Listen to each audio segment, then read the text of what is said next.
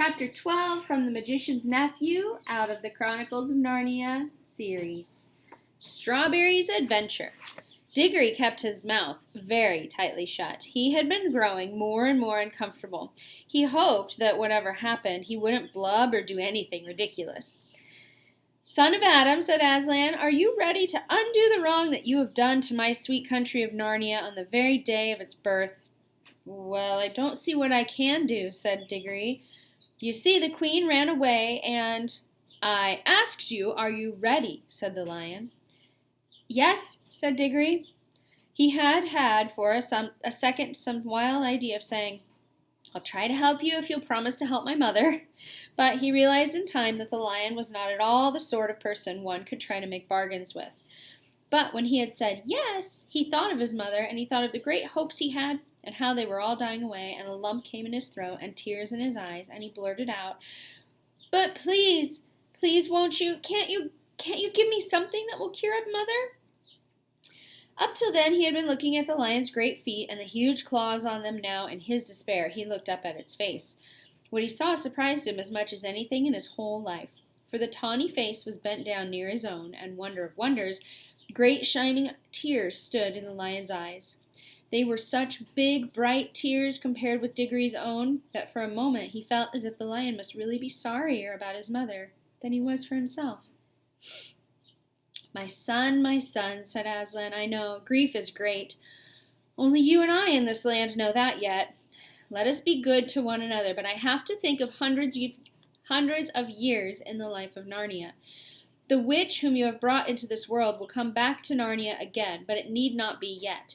It is my wish to plant in Narnia a tree that she will dare not approach, and that tree will protect Narnia from her for many years. So this land shall have a long, bright morning before any clouds come over the sun. You must get me the seed from which that tree is to grow. Yes, sir, said Diggory.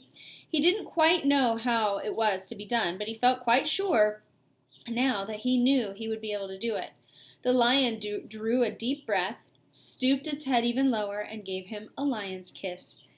And at once Diggory felt that new strength and courage had gone into him.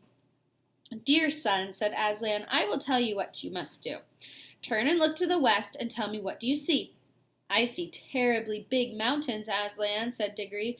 I see this river coming down cliffs in a waterfall, and beyond the cliff there are high green hills with forests, and beyond those there are higher ranges that look almost black. And then, far away, there are big snowy mountains all heaped up together like pictures of the Alps. And behind those, there's nothing but sky. You see well, said the lion. Now the land of Narnia ends where the waterfall comes down, and once you have reached the top of the cliffs, you will be out of Narnia and into the western wild. You must journey through those mountains till you find a green valley with a blue lake in it, walled around by mountains of ice. At the end of the lake there is a steep green hill. On the top of that hill there is a garden. In the center of that garden is a tree. Pluck an apple from that tree and bring it back to me. Yes, sir, said Diggory again. He hadn't the least idea of how he was to climb the cliff and find his way among all the mountains, but he didn't like to say that for fear it would make him sound like giving excuses. But he did say, I hope, Aslan, you're not in a hurry. I shan't be able to get there and back very quickly. Little son of Adam, you shall have help, said Aslan. He then turned to the horse, who had been standing quietly beside him all this time, swishing his tail to keep the flies off, and listening with his head on one side as if the conversation were a little difficult to understand. My dear, said Aslan to the horse, would you like to be a winged horse? You should have seen how that horse shook its mane, and how its nostrils widened, and the little tap it gave to the ground with one back hoof. Clearly it would very much like to be a winged horse, but it only said, If you wish, Aslan, if you really mean. I don't know why it should be me. I'm not a very clever horse. Be winged, be the father of all flying horses, roared Aslan in a voice that shook the ground. Your name is Fledge. The horse shied, just as it might have shied in the old miserable days when it pulled a hansom. And then it roared. It strained its neck back as if there were a fly biting its shoulders and it wanted to scratch them. And then, just as the beasts had burst out of the earth, there burst from the shoulders of Fledge of Fledge, wings that spread and grew, larger than eagles, larger than swans, larger than angels' wings and church windows. The feathers shone chestnut color and copper color. He gave a great sweep with them and leaped into the air. 20 feet above Aslan and Diggory, he snorted, neighed, and curveted. Then, after circling once round them, he dropped to the earth, all 4 hoofs together, looking awkward and surprised, but extremely pleased. "Is it good, Fledge?" said Aslan. "It is very good, Aslan," said Fledge. "Will you carry this little son of Adam on your back to the mountain valley I spoke of?" "What? Now? At once?" said Strawberry, or Fledge, as we must now call him. "Hooray! Come on here, little one.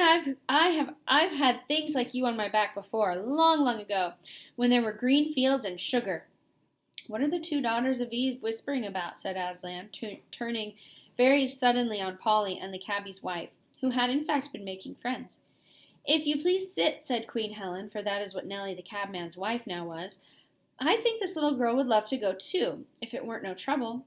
"What does Fledge say about that?" asked the lion. "Oh, I don't mind too, not when they're little ones," said Fledge, "but I hope the elephant doesn't want to come as well." The elephant had no such wish, and the new king of Narnia helped both the children up. That is, he gave Diggory a rough heave and set Polly as gently and daintily on the horse's back as if she were made of china and might break. "There they are, Strawberry, Fledge, I should say. This is a go." "Do not fly too high," said Aslan. "Do not try to go over the tops of the great ice mountains. Look out for the valleys, the green places, and fly through them. They will always be a way through. And now, be gone with my blessing." "Oh, Fledge," said Diggory, leaning forward to pat the horse's glossy neck. "This is fun. Hold on to me tight, Polly." Next moment, the country dropped away beneath them and whirled round as Fledge, like a huge pigeon, circled once or twice before setting off on his long westward flight. Looking down, Polly could hardly see the king and the queen, and even Aslan himself was only a bright yellow spot on the green grass. Soon the wind was in their faces, and Fledge's wings settled down to a steady beat. All Narnia, many-colored with lawns and rocks and heather and different sorts of trees, lay spread out below them, the river winding through it like a ribbon of quicksilver. They could already see over the tops of the low hills which lay northward on their right. Beyond those hills, a great moorland sloped gently up and up to the horizon. On their left, the mountains were much higher, but every now and then there was a gap where you could see, between steep pine woods, a glimpse of the southern lands that lay beyond them, looking blue and far away. "That'll be where Archenland is," said Polly. "Yes, but look ahead," said Diggory. For now a great barrier of cliffs rose before them, and they were almost dazzled by the sunlight dancing on the great waterfall by which the river roars and sparkles down into Narnia itself from the high western lands in which it rises. They were flying so high already that the thunder of those falls could only just be heard as a small thin sound, but they were not yet high enough to fly over the top of the cliffs. "We'll have to do a bit of zigzagging here," said Fledge. "Hold on tight." He began flying to and fro, getting higher at each turn. The air grew colder, and they heard the call of eagles far below them. "I say, look back, look behind," said Polly. There they could see the whole valley of Narnia, stretched out to where, just before the eastern horizon, there was a gleam of the sea. And now they were so high that they could see tiny-looking jagged mountains appearing beyond the northwest moors and plains of what looked like sand far in the south. "I wish we had someone to tell us what all those places are," said Diggory. "I don't suppose they're anywhere yet," said Polly. "I mean, there's no one there, and nothing happening. The world only began today." "No, but people will get there," said Diggory, "and then they'll have histories, you know." "Well, it's a jolly good thing they haven't now," said Polly, "because nobody can be made to learn it. Battles and dates and all that rot." Now they were over the top of the cliffs, and in a few minutes the valley land of Narnia had sunk out of sight behind them. They were flying over a wild country of steep hills and dark forests, still following the course of the river. The really big mountains loomed ahead, but the sun was now in the travelers' eyes, and they couldn't see things very clearly in that direction. For the sun sank lower and lower, till the western sky was all like one great furnace full of melted gold, and it set at last behind a jagged peak which stood up against the brightness as sharp and flat as if it were cut out of cardboard. "It's none too warm up here," said Polly. "And my wings are beginning to ache," said Fledge. "There's no sign of the valley with a lake in it, like what Aslan said. What about coming down and looking out for a decent spot to spend the night in? We shan't reach that place tonight." "Yes, and surely it's about time for supper," said Diggory. So Fledge came lower and lower. As they came down nearer and nearer to the earth and among the hills, the air grew warmer, and after traveling so many hours, with nothing to listen to but the beat of Fledge's wings, it was nice to hear the homely and earthly noises again, the chatter of the river on its stony bed, and the creaking of trees in the light wind. A warm, good smell of sun-baked earth and grass and flowers came up to them. At last Fledge alighted. Diggory rolled off and helped Polly to dismount. Both were glad to stretch their stiff legs. The valley in which they had come down was in the heart of the mountains. Snowy heights, one of them looking rose-red in the reflections of the sunset, towered above them. "I am hungry," said Diggory. "Well, tuck in," said Fledge, taking a big mouthful of grass. Then he raised his head, still chewing, and with bits of grass sticking out on each side of his mouth like whiskers, he said, "Come on, you two, don't be shy. There's plenty for us all." "But we can't eat grass," said Diggory. Well, don't know quite what you'll do then. Very good grass, though." Polly and Diggory stared at one another in dismay. "Well, I do think someone might have arranged about our meals," said Diggory. "I'm sure Aslan would have if you'd asked him," said Fledge. "Wouldn't he know without being asked?" said Polly. "I've no doubt he would," said the horse, still with his mouth full, "but I've sort of idea he likes to be asked. But what on earth are we to do?" asked Diggory. "I'm sure I don't know," said Fledge. "Unless you try the grass, you might like it better than you think." "Don't be silly," said Polly, stamping her foot. "Of course humans can't eat grass any more than you could eat a mutton chop." "For goodness sake, don't talk about chops and things," said Diggory. "It only makes it worse." Diggory said that Polly had better take herself home by Ring and get something to eat there. He couldn't himself because he had promised to go straight on the message for Aslan. And if once he showed up again at home, anything might happen to prevent him getting back. But Polly said she wouldn't leave him, and Diggory said it was jolly decent of her. "I say," said Polly, "I've still got the remains of that bag of toffee in my jacket. It'll be better than nothing." "A lot better," said Diggory, "but be careful to get your hand into your pocket without touching your ring." This was a difficult and delicate job, but they managed it in the end. The little paper bag was very squashy and sticky when they finally got it out, so that it was more a question of tearing the bag off the toffees than of getting the toffees out of the bag. Some grown-ups, you know how fussy they can be about that sort of thing, would rather have gone without supper altogether than eaten those toffees.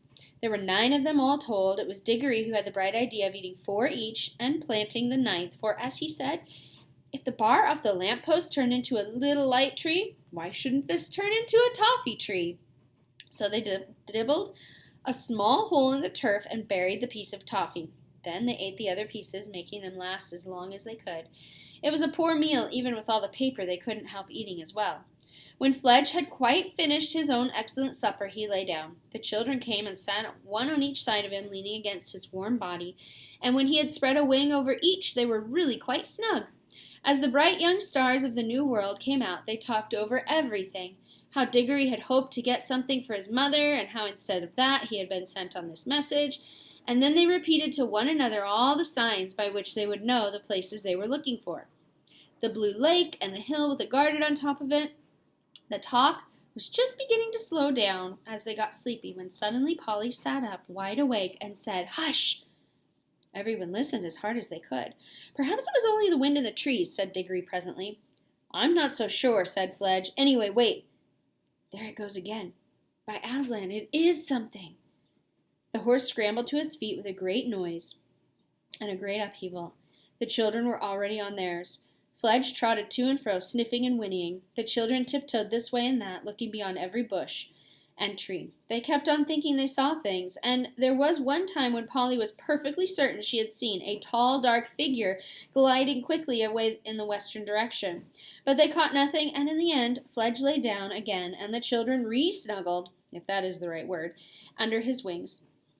They went to sleep at once. Fledge stayed awake much longer, moving his ears to and fro in the darkness, and sometimes giving a little shiver with his skin, as if a fly had lighted on him. But in the end, he too slept. And that is the end of chapter 12 from The Magician's Nephew. Next will be chapter 13, An Unexpected Meeting. See you next time.